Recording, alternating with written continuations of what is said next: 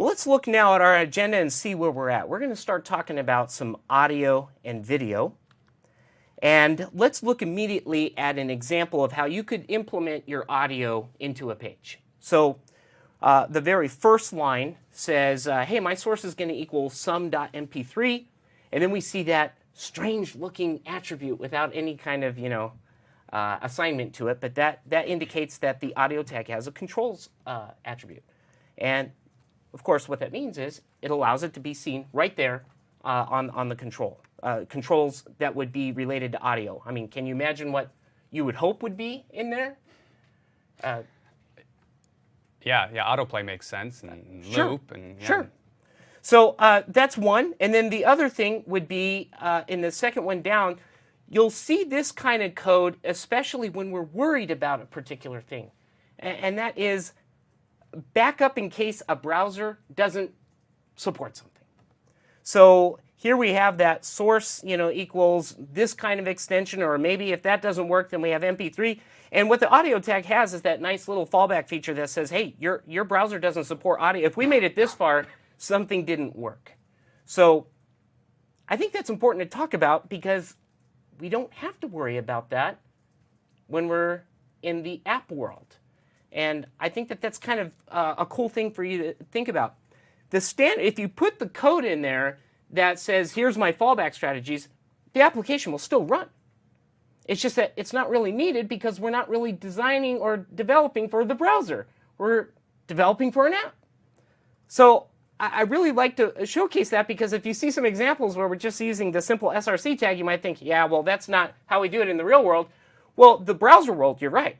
But in the app world, you could just use an SRC attribute, as we had in that first example. So I think that's important to talk about. It removes a lot of real-world pain. Yeah, absolutely. In fact, we'll see a lot of that moving forward, how a lot of real-world pain for web developers becomes a very nice experience when you're developing an app with these technologies. So let's go ahead and go back over to our code. So that was the example with the audio. And you can see that the video really feels pretty similar to the audio tag.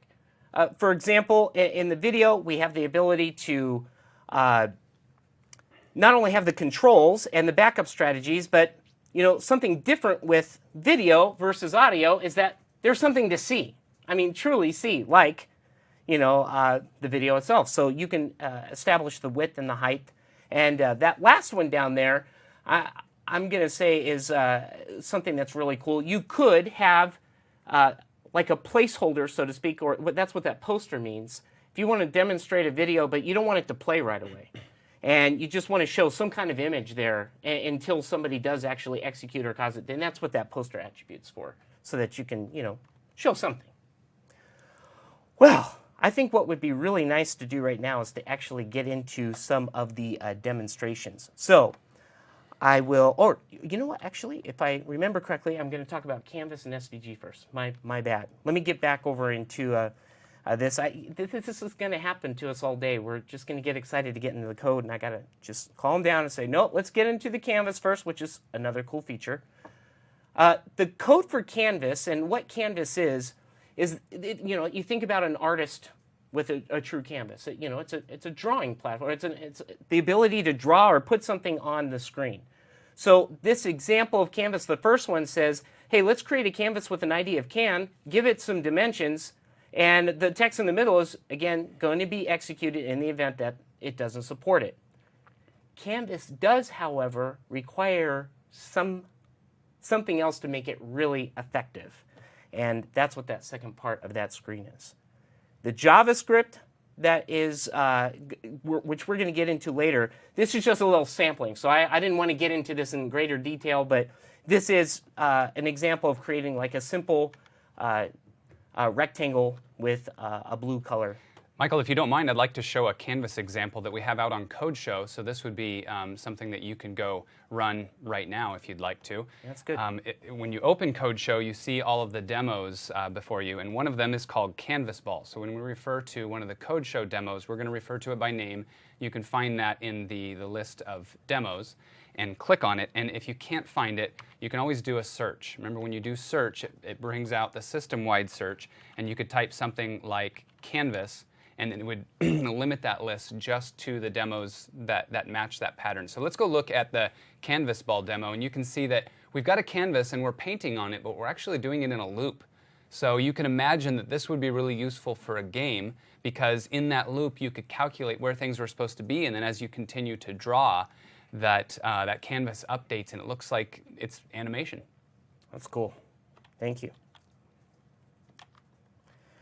Well, in addition to Canvas, which is one way that you could provide something kind of cool like that, there's another technology that maybe some of you have even experimented with, and that's SVG.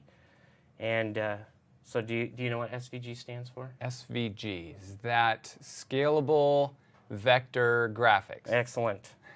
So here's an example. Yeah, you passed.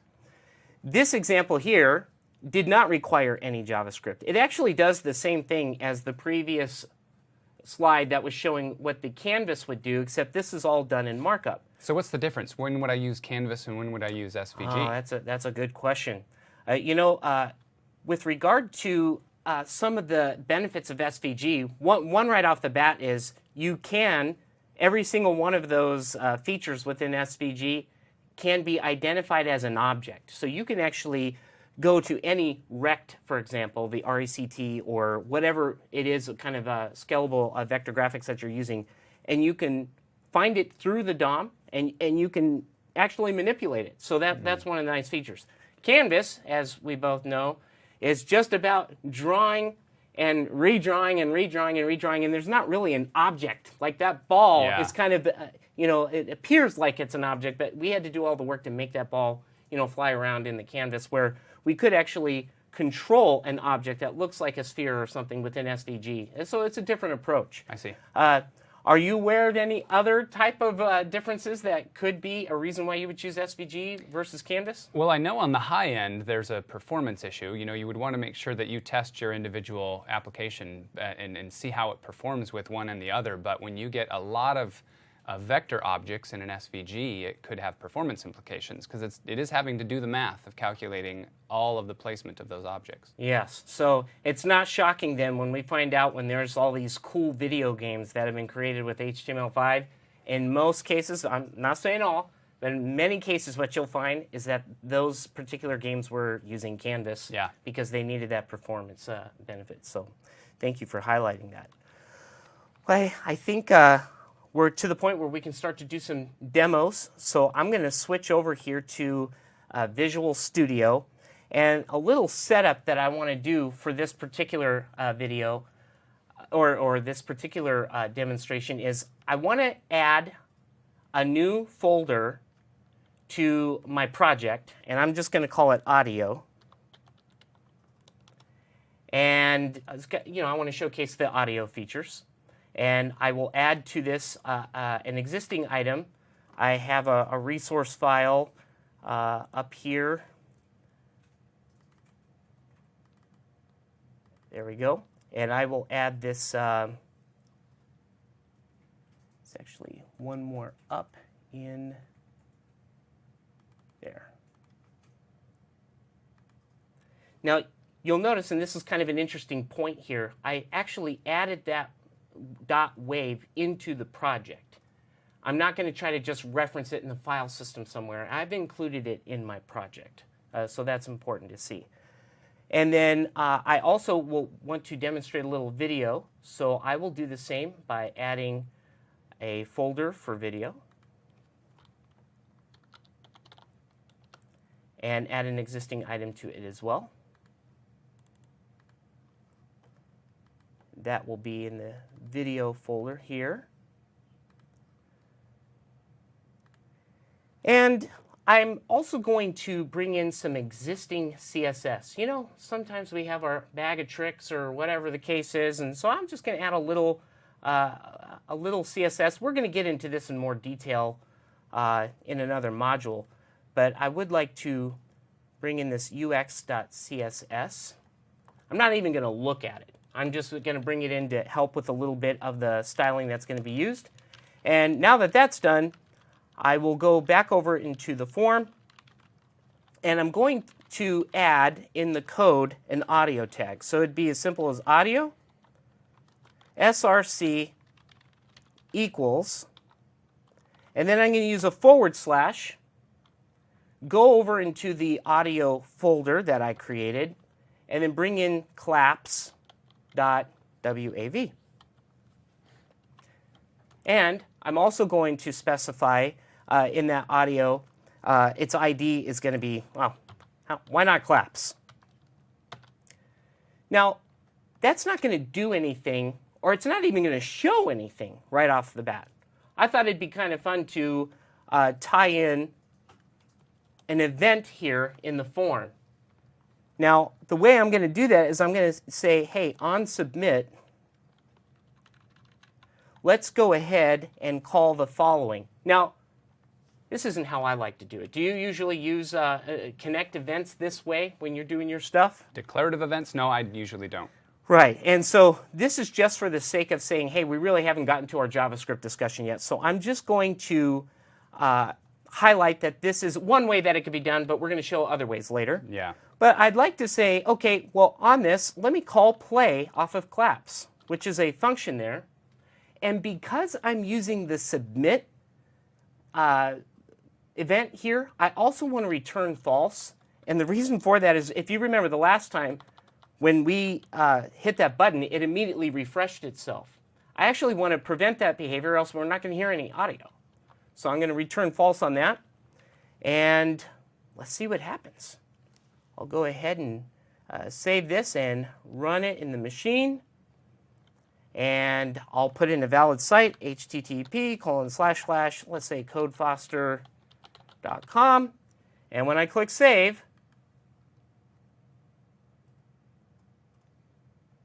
there should have been some clapping.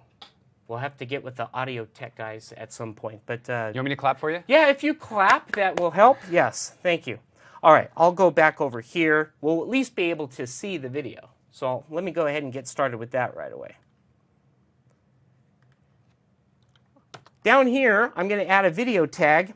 Now, it's kind of the same, but again, such a cool benefit with Visual Studio is if you have a recognized video, just drag and drop it right there on the screen, and it creates the video tag for you. Now, do you remember the way that we did videos before HTML5, before we had video? I try to forget these. Yeah, moments. I try to forget that too. This is dramatically less painful than the way it used to be.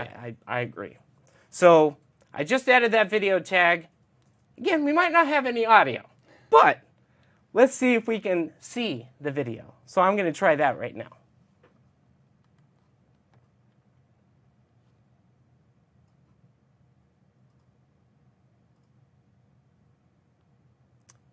Well, Houston, we have a problem. Did you stop the last build? Oh, wait a minute. Maybe it was just taking its sweet time.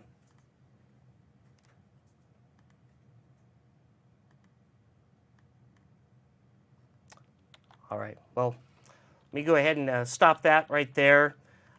This is, of course, the valid markup for this. I probably, just in case, maybe add a /, and if this doesn't work, you know, I'll be using this again in a future demonstration, but it seems like it is having a difficulty loading, so I'll just stop that one for right now. We've also got a video and audio demonstration on Code Show. Absolutely. They're pretty simplistic, but Yeah. if you jump to Code Show and look for HTML video, you'll see some video that runs, and if you go to the audio one, you'll see an audio example that should run for you as well.